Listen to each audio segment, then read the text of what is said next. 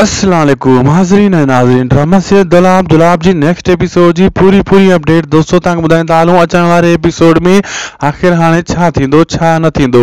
अचण वारा एपिसोड सनसनीखेज़ दिलचस्प ऐं ज़बरदस्त थियण वारा आहिनि। दोस्तों अचण वारे एपिसोड में तव्हां ॾिसंदव त हाणे शहनाज़ खे ख़बर पवंदी त मुंहिंजी एफआईआर बि दाख़िल नथी थिए, मां कहिड़ो कमज़ोर बणिजी वियो आहियां। हाँ, मां पोइ किस्से में तव्हांखे ॿुधायो त पुलिस बि पासो करे वेंदी शहनाज़ ख़ान खां।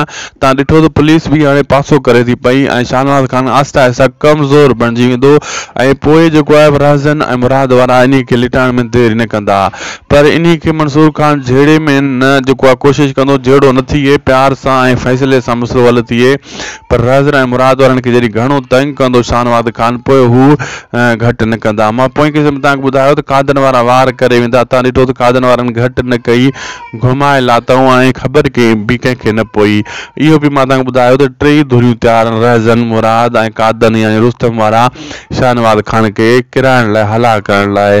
बहरहाल अॻिते ड्रामो अञा दिलचस्प थींदो, अञा ज़बरदस्त सनसनीखेज़ ऐं बहितरीन थियण वारो आहे। असांखे ॾींदा इजाज़त दोस्तों। जी अपडेट सुठी लॻे उदासी टीवी यूट्यूब चैनल खे लाज़मी सब्सक्राइब लाइक ऐं शेयर कंदा ऐं पंहिंजे दोस्तनि खे बि हिन चैनल जे बारे में ज़रूरु ॿुधाईंदा। मिलूं था नेक्स्ट वीडियो में। अल्लाह हाफ़िज़।